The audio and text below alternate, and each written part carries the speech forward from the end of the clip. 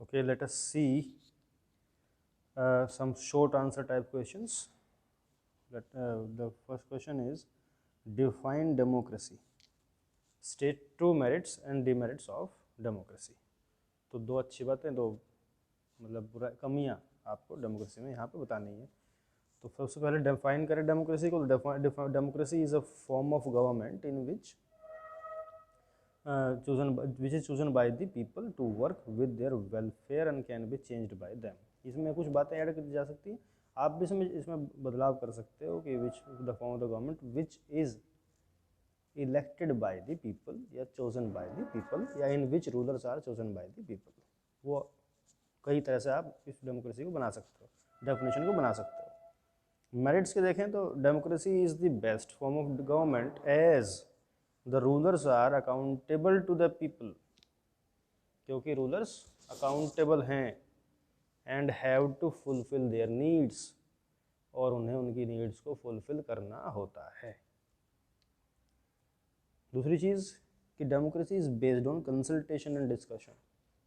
तो डेमोक्रेसी में चूँकि कंसल्टेशन एंड डिस्कशन होती है, तो इसीलिए ये इसलिए भी अच्छी है, क्योंकि एक ऑटोक्रेसी में जहाँ पर मोनार्की हो या डिक्टेटरशिप हो, वहाँ डिस्कशन लोगों से नहीं किया जाता, because people are subject over there. Democracy में लोग सिटीजन्स हैं, वो डिफरेंस हो जाता है।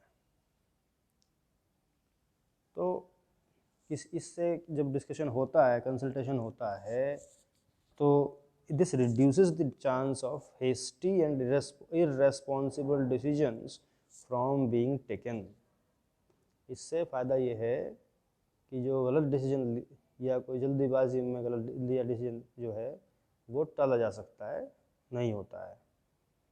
एंड इससे improves the quality of decision making, और इस सबसे जो क्वालिटी है डिसीजन मेकिंग की वो इम्प्रूव हो जाती है। डिमेरिट्स की लीडर्स की चेंजिंग इन डेमोक्रेसी। चलो इस बात को हम ही मान लेते हैं, क्योंकि इससे इंस्टेबिलिटी आ जाती है। और सेकंड डिमेरिट है कि democracy is all about political competition and power play.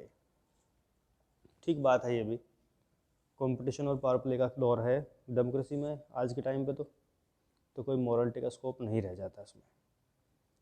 तो बहुत ही आसानी से आपने दो मेरिट्स और डिमेरिट्स समझ ली, I hope. Question number 2, how elections are in India are different from Mexico. अब मैक्सिको के बारे में आपको पता होना चाहिए। कुछ बातें कॉमन है तो कुछ बातें डिफरेंट हैं। जैसे both the countries have a multi party system. ठीक है, दोनों कंट्रीज में मल्टी पार्टी सिस्टम है। अगर इंडिया के केस में देखें तो political parties in power often lose elections. ये डिफरेंस है इंडिया और मैक्सिको में, कि इंडिया में जो रूलिंग पार्टी है वो नेक्स्ट इलेक्शन में उसकी पॉसिबिलिटी होती है कि वो हार जाए, जबकि in case of Mexico PRI जो वहाँ की पार्टी थी did not lose a single election for more than 70 years. 70 years तक वो इलेक्शन हारी ही नहीं उस पार्टी। तो ये बहुत बड़ा डिफरेंस है। सेकेंड कि election in India are held after every 5 years, जबकि मैक्सिको में they are held in 6 years. फिर थर्ड है कि government officials work under the election commission. जब इलेक्शन चलते हैं तो इलेक्शन कमीशन कंट्रोल सब कुछ मॉनिटर करता है, इलेक्शन कमीशन के हिसाब से चलना पड़ता है, उसके रूल्स को फॉलो करना होता है, जबकि मैक्सिको में such kind of thing is not there. तो वहाँ ऐसा कुछ है ही नहीं। Next question number 3, assess any 3 conditions that apply to the way democracy government is run after the elections. तो आपको देखना है कि 3 कंडीशन बताइए जो एक डेमोक्रेटिक गवर्नमेंट इलेक्शन के बाद जिस तरह से गवर्नमेंट चलती है, तो भी 3 कंडीशन बताइए जो उस पर अप्लाई हो जाती हैं। जैसे कि इलेक्शन के बाद people should have the freedom to express their views. लोगों को उनकी बात रखने की फ्रीडम होनी चाहिए। They should have freedom to form association and protest also. लोगों को प्रोटेस्ट करने का राइट हो, एसोसिएशन बनाने का राइट हो, ये होना चाहिए। सेकंड की country is governed bye constitutional law, constitution के अकॉर्डिंग गवर्नमेंट चले, उसी का कानून कॉन्स्टिट्यूशन के हिसाब से चले, वही लॉ माना जाए। और everyone should be equal in the eyes of law, कानून की नज़रों में जब कानून के सामने आप न्याय मांगने जाएं तो इक्वली ट्रीट करे कानून आपको। और third, people's right should be respected and it must be protected by an independent judiciary. तो एक तो पहले रेस्पेक्ट हो लोगों के राइट्स का, और साथ में प्रोटेक्शन भी मिले, जिसे प्रोटेक्ट करने के लिए हो एक इंडिपेंडेंट जुडिशरी, और उस जुडिशरी के ऑर्डर्स को ओबे किया जाए, उसको इग्नोर ना किया जाए, तब जाके लोगों के राइट्स बच सकते हैं, प्रोटेक्टेड रह सकते हैं। तो ये 3 कंडीशंस हैं जो कि इलेक्शन के बाद, दौरान और पहले हर टाइम फॉलो होती रहनी चाहिए। Question number 4, what does direct democracy imply? Direct democracy का मीनिंग क्या होता है? Why can it not be practised in present day world? और प्रेजेंट डे वर्ल्ड में इसे प्रैक्टिस करना लगभग इम्पॉसिबल क्यों है? तो इसका आंसर बनता है कि direct democracy implies the democracy in which every citizen must be able to play equal role in decision making. Direct democracy का मतलब ये होता है कि सरकार नहीं होती उसमें, उसमें लोग ही बैठते हैं डिस्कशन करने के लिए, और वही डिसीजन लेते हैं। तो डायरेक्ट डेमोक्रेसी कि अगर आपने समझ लिया कि ये क्या है, तो खुद ही बता दोगे कि इसको प्रैक्टिस में लाना क्यों पॉसिबल नहीं है, क्योंकि there is a large number of people that is physical not possible to sit there and take some decision. तो वही बातें आपको इसमें मेंशन करनी है, उसी को लिए इसमें पॉइंट मेंशन किए गए हैं। क्वेश्चन नंबर 5, कि democracy is all about political competition and power play. ये स्टेटमेंट दिया गया है और साथ में लिख दिया कि there is no scope for morality. इस स्टेटमेंट को आपको जस्टिफाई करना है। तो इसमें ये है कि political parties and candidates use the dirty tricks to win election. ठीक है, तो इलेक्शन जीतना है मकसद, उसके लिए कुछ भी करना पड़े वो करते हैं। Many of you them use money and muscle power, गुंडों का इस्तेमाल करना, पैसे का इस्तेमाल करना, ये करते हैं लोग इलेक्शन में, जो इलेक्शन लड़ रहे होते हैं।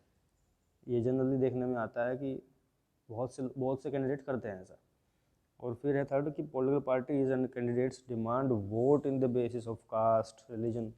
तो जीतने के लिए चूँकि मॉरलिटी नहीं रही, तो वो जीतने पे फोकस है उनका, उसके लिए चाहे उन्हें कोई भी साम दाम दंड भेद कुछ भी करना पड़े, वो करेंगे, ज़रूर करते हैं। तो जब अगर कास्ट के नाम से वोट मिलती है तो कास्ट का नाम लेंगे, रिलीजन के नाम पे वोट मिलती है तो रिलीजन का नाम लेंगे, उसमें कोई मोरालिटी का स्कोप है ही नहीं। Question number 6, explain the major features of democracy. Major features of democracy आपको एक्सप्लेन करने हैं। तो फर्स्ट है कि final authority with the people's representative. पहला फीचर कि लोगों की जो फाइनल अथॉरिटी है वो रिप्रेजेंटेटिव्स के हाथों में हो, जो डिसीजन मेकिंग पावर हो। सेकंड है कि फ्री एंड फेयर इलेक्शंस हों। फ्री हो कि मतलब रियल चॉइस मिले, और फेयर हो मतलब ऑनेस्ट इलेक्शन हो। थर्ड, 1 पर्सन 1 वोट 1 वैल्यू हो, कि हर पर्सन को हर पर्सन को इक्वली वोटिंग राइट मिले, जो भी एलिजिबल वोटर हैं, और उनकी जो वोट है उसकी सेम वैल्यू काउंट हो। और fourth, rule of law and respect for rights. तो कानून के अकॉर्डिंग सरकार चले और लोगों के राइट्स का रेस्पेक्ट करे। ये 4 फीचर्स एक डेमोक्रेटिक गवर्नमेंट के बेसिक फीचर्स होते हैं। Question number 7, democracy improves the quality of decision making. कैसे, एक्सप्लेन कीजिए। तो इसमें कंसेप्ट आपकी अगर ठीक है तो you can explain them it very easily. Democracy is based on consultation and discussion, सबसे पहली चीज़। दूसरी चीज़ कि democratic decision always involve many persons, discussions and meetings. तो जब इतने लोग एक साथ आते हैं और सब अपने अपने उसमें ओपिनियंस देते हैं, तो जाहिर सी बात है कि ऐसे में जो मिस्टेक्स हैं वो एलिमिनेट कर दी जाती हैं, और किसी की मिस्टेक का होना ऐसे में बहुत कम हो जाता है। ऐसे में तब होती है मिस्टेक, जैसे सो कॉल्ड पार्लियामेंट्री गवर्नमेंट है, यानी पार्लियामेंट्रियन तो हैं वे, रिप्रेजेंटेटिव तो आपके हैं, लेकिन जो उनमें हेड है, उन सब का हेड, वो कंट्रोल करता है उन्हें। जैसे कि इंडिया में है, सिस्टम क्या बना हुआ है यहाँ पर कि जो जिस पार्टी से वे बिलोंग करते हैं आपके रिप्रेजेंटेटिव्स, उस पार्टी का जो मुखिया है, हेड है, या जिसके कहने पर वो पार्टी चलती है, जो उसका एक तरह से टॉप लीडर है, वो उसके अकॉर्डिंग डिसीजन लेंगे, उसके डिसीजंस में हाँ ना करेंगे। वे ये नहीं करेंगे कि आपकी बात रखेंगे या उसमें कोई डिसीजन दूसरे ने उठाया तो ये होता है ना, जैसे कि एक ही पार्टी के किसी मेंबर ने कोई बात रखी, तो कोई भी मेंबर उस पार्टी का उसको ओपोज नहीं करता, जबकि ओपोजिशन वाले करते हैं। यानी एक मेंटेलिटी है कि जो हम अपना पर्सन है, अपने पार्टी का व्यक्ति है, मेंबर है, वो सही बोल रहा है, या उसको बोल दिया जाता है कि भाई आपको इसका ओपोजिशन नहीं करना है, और जब इस पर वोटिंग होगी तो आपको हाँ में वोट दे देनी है।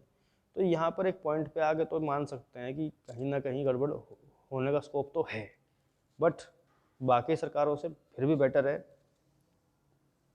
क्योंकि जब मोस्ट ऑफ द डिसीजन जो हैं वो डिस्कशन से लिए जाते हैं पार्लियामेंट में या किसी असेंबली में।